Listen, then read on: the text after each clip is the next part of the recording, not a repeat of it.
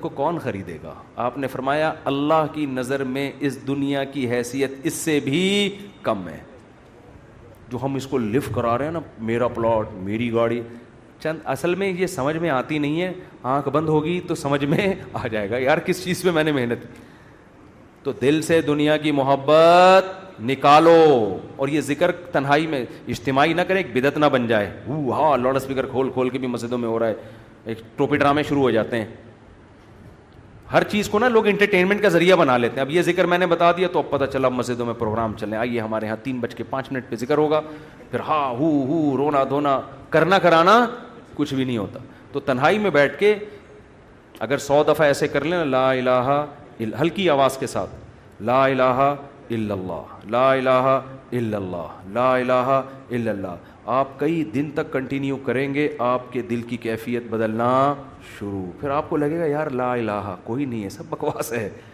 پھر کوئی آپ سے آ کے کہے گا نا ابے بحریہ ٹاؤن، آپ کہو گے میں تو رات کو 100 دفعہ دل سے یہ بحریہ ٹاؤن نکالا ہے میں نے، تو کس بحریہ ٹاؤن کی بات کر رہا ہے. دنیا رکھو ضرور، ایسا نہ ہو کہ پلاٹ ہی بیچ دیں صبح اٹھ کے.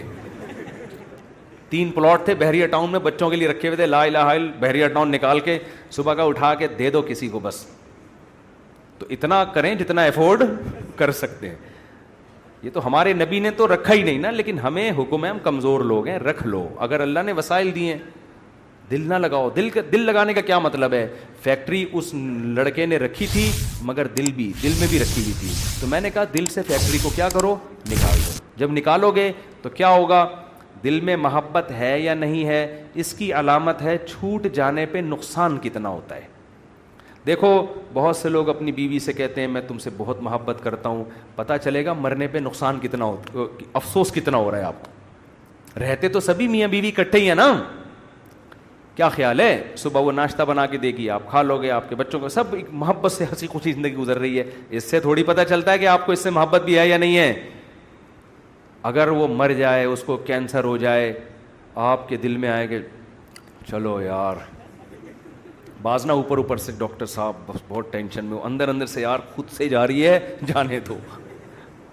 جیسے ایک 2 نمبر مولوی صاحب تھے بدعتی، وہ تقریر کرتے تھے چوری حرام چوری حرام چوری حرام. ایک دن ان کے گھر میں کھانا نہیں، تو ان کی بیوی نے کہا کیا کروں بھائی؟ انہوں نے کہا پڑوسیوں کی مرغی چوری کر لو.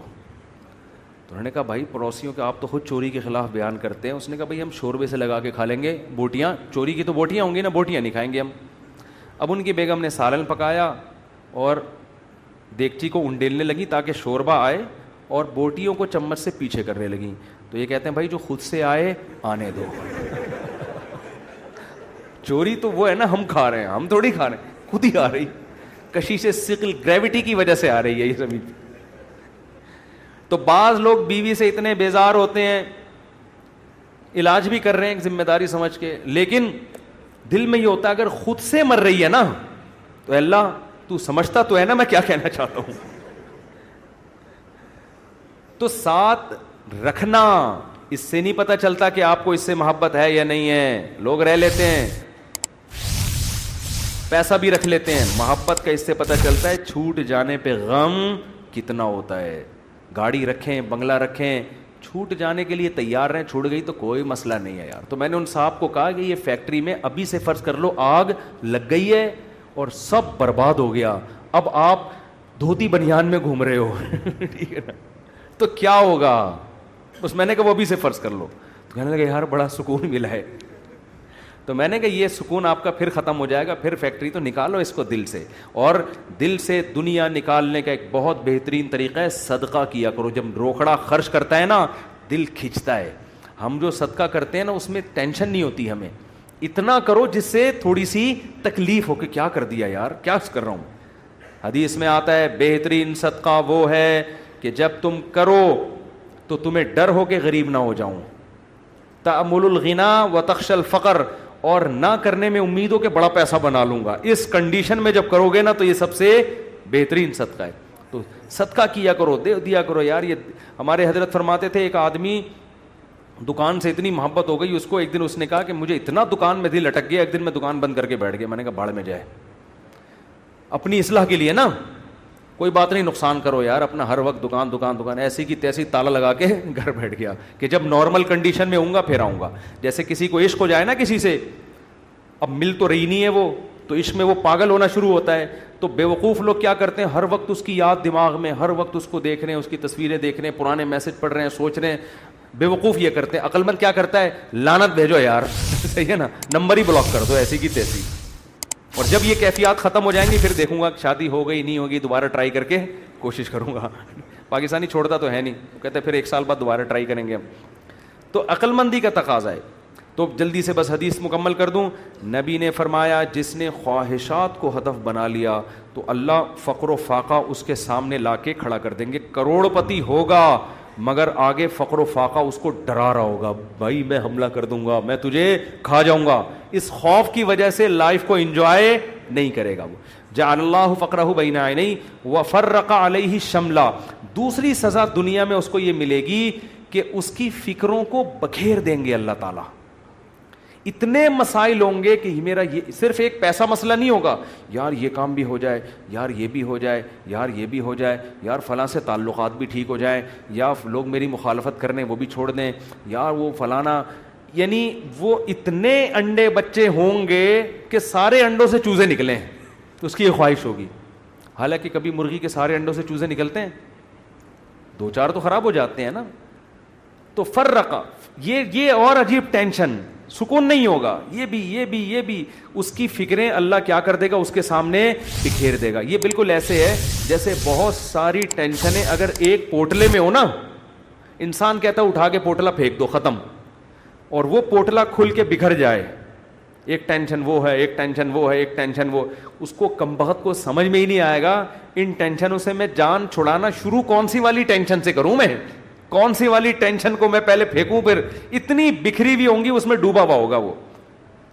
اور آگے آپ نے فرمایا اتتہ ولم یاتہ من الدنیا الا ما قدر له. یہ سارے کام دنیا کے لیے کر رہا تھا نا, وہ 2 بکھیڑے پال لیے اس نے, دنیا کے لیے سب کچھ کر رہا تھا, اور اس کی 2 سزائیں تو اللہ فوراً دے دے گا, فقر و فاقے کا خوف اور ٹینشنوں کو بکھیر دے گا.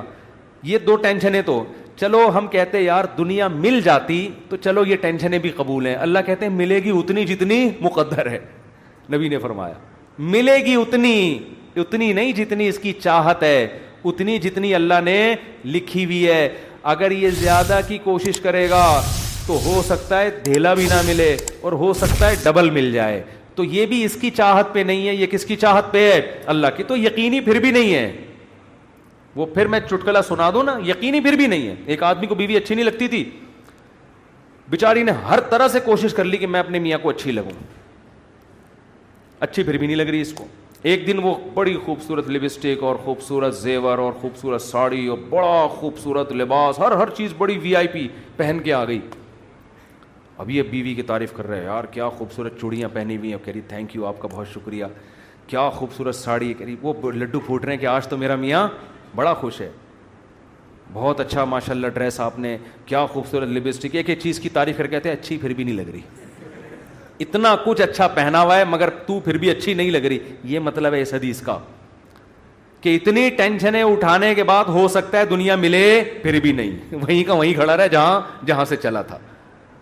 اور اس کے مقابلے میں آپ نے فرمایا من کانت الآخرۃ ہمہ, جس نے اس دنیا کو پسے پش ڈال کے کہا میرا ہدف آخرت ہے. یہ دنیا اصل ہدف ہے ہی نہیں, ملے ٹھیک ہے, نہیں ملے ایسی کی تیسی. یہ ایسی کی تیسی یاد رکھ لیں. ملے ٹھیک ہے, بحریہ ٹاؤن میں پلاٹ مل گیا ٹھیک ہے, نہیں تو گندے نالے پہ لے لیں گے, مل گیا ٹھیک ہے, نہیں تو ریڈی لگا لیں گے, مل گیا ٹھیک ہے, نہیں تو ویسے ہی بیٹھ جائیں گے, ٹھیک ہے نا. یہ جس کا یہ خوف, اور اصل کیا ہے آخرت, مجھ سے گناہ نہ ہو جائے کوئی, اگر ہو جائے تو جلدی سے توبہ کر کے اللہ کو مناؤں. آپ نے فرمایا جس نے آخرت کو ہدف بنا لیا, جنت تو بعد میں ملے گی, کچھ انعامات دنیا میں ملنا شروع ہو جائیں گے. پہلا انعام جعل اللہ شملہ جمع لہ من کانت الآخرۃ ہمہ جعل اللہ غناہ فی قلبی. اس کو فقر و فاقہ کا خوف تھا نا, فرمایا اس کے دل میں اللہ غنا, اس کے دل کو مالدار بنا دے گا. اس کو ایسا لگے گا یار جتنی میری ضرورت نہیں ہے اللہ نے رزق کی بالٹیاں میرے اوپر انڈیل دی ہیں, میری ضرورت صبح 2 روٹی کی ہے اور روٹی کے بجائے اللہ پراٹھے کھلا رہا ہے.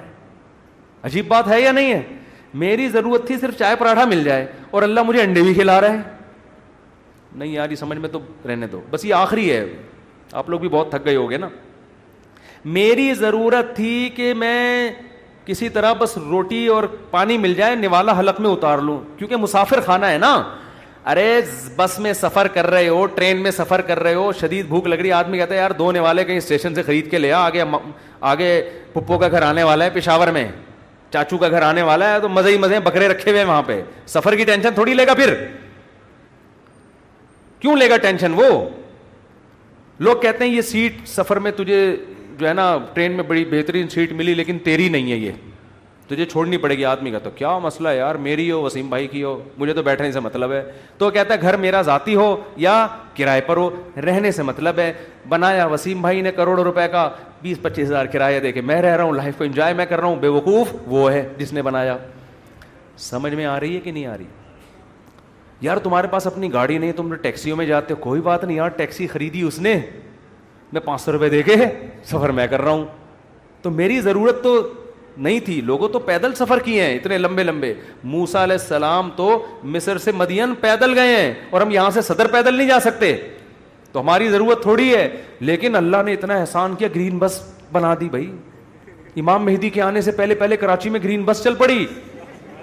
سبحان اللہ.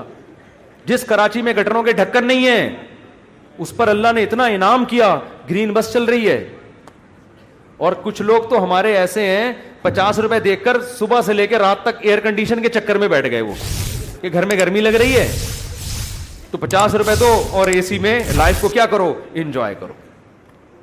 ایسے بھی لوگ ہیں, وہ سنا ہے پھر انہوں نے کوئی قانون چینج کیا. شروع میں ایسا آیا تھا کہ 50 روپے تو بیٹھے رہو, کوئی نہیں پوچھے گا. تو لوگ صبح فجر کے بعد جا کے بیٹھ گئے کھانا وانا لے کے, رات کو اتر کے گھر آ گئے. انہوں نے کہا سارا دن آج ٹھنڈک میں ہم نے گزارا ہے. ٹھیک ہے نا. تو نبی نے فرمایا جعل اللہ غناہ فی قلبی, اللہ اس کے دل میں غنا. تبھی تو میں نے بعض غریبوں کو بڑی پرسکون لائف میں دیکھا ہے. ایک غریب کے 10-15 بچے تھے, میاں بیوی اور پھر ماں باپ بھی اسی کے ساتھ, اور وہ موسمبیاں بیچتا تھا ٹھیلے پہ. میں نے کہا یار کیسے اس موسمبی میں کھلا لیتے ہو سب کو؟ کہہ رہے یار اللہ کا دیا بڑا فضل ہے, صبح کھانا بھی پکتا ہے, آٹا بھی, دوپہر کا کھانا بھی, رات کا کھانا بھی, اسی میں کھاتے ہیں, رات کو سوتے ہیں. اللہ کا فضل ہے, کرایہ بھی نکل آتا ہے گھر کا. تو میں نے کہا یہ دیکھو, ایک وہ فیکٹری والا ہے جو کہہ رہے لاشعور میں کیا ہے, مجھے خوف ہے, خوف. کیوں؟ جب آخرت اصل بنا لی تو پھر انسان کو جتنا ملے گا اس سے وہ سمجھتا ہے مجھے میری مسافر کو اتنے کی ضرورت نہیں ہوتی. اے اللہ تو مجھے میری ضرورت سے بہت زیادہ دے رہا ہے, مجھے ضرورت اتنے کی نہیں ہے. سمجھتے ہو؟ بلکہ اگر گاڑی نہیں بھی ہوگی کہے گا اللہ تو نے پاؤں سے معذور لوگ پیدا کیے ہیں, میری دونوں ٹانگیں سلامت ہیں جو کانپ بھی نہیں رہی ہیں. بعض لوگوں کی ٹانگیں کانپ رہی ہیں نا, تو میری دونوں ٹانگیں سلامت ہیں. یہ بڑی فضیلت کی بات ہے. تو ہر چیز پہ کیا رہے گا وہ خوش. ہم اب دیکھو یہ باتیں جب انسان کسی کی زندگی میں دیکھتا ہے نا پھر سمجھ میں آتی ہیں. اس لیے کہتے ہیں بزرگوں کی صحبت بہت ضروری ہے. ہم نے یہ چیزیں اپنے شیخ میں دیکھی ہیں. انتہائی غربت میں بھی کہتے تھے اللہ نے اتنے انعامات کیے ہیں کہ مجھے شرم آتی ہے, شرم آتی ہے کہ اللہ تیرے احسانات کا ہم کچھ بھی تو بدلہ نہیں دیا نا. حالانکہ کیا تھا, ہمارے شیخ کے پاس کوئی اپنی پراپرٹی نہیں, کرائے کے گھر پہ ساری زندگی گزاری, اور دل سے کہہ رہے ہوتے تھے اللہ. اور کبھی کوئی پریشانیاں ماضی کے بیان بھی کرتے نا تو وہ کہتے میں صرف آپ کو سبق دینے کے لیے بتا رہا ہوں, ورنہ وہ بیان کرتے ہوئے مجھے شرم اتنی آ رہی ہے کہ اللہ کہے گا 2-4 پریشانیاں میں نے تجھے زندگی میں کیا دی اور تو لوگوں کے سامنے گاتا پھر رہے. شرم آتی تھی ان کو. ہمارے یہاں زندہ رہنے کا کتنا شوق ہے نا لوگوں کو, بڑی عمر بڑی عمر. حضرت کہتے ہیں جب میں 63 سال کا ہو گیا تو مجھے تو اب شرم آنے لگی, یار میں ابھی بھی میں زندہ ہوں, کتنے لوگ دنیا سے چلے گئے. اب ایسا نہ ہو کسی بوڑھے کو جا کے آپ کہیں کہ آپ کو شرم آنی چاہیے, یہ تو بھائی بدتمیزی کی بات ہوگی. بوڑھوں کے لیے دعا کریں اللہ ان کو اور زیادہ لمبی عمر دے, کیونکہ جب آپ 63 کے ہوگے آپ کو شرم ورم نہیں آئے گی, آپ کہوگے یار کسی طرح بچ جاؤں میں, اور کوشش بھی کرو ان کو بچانے کی. کیونکہ بعض بیوقوف ہوتے ہیں.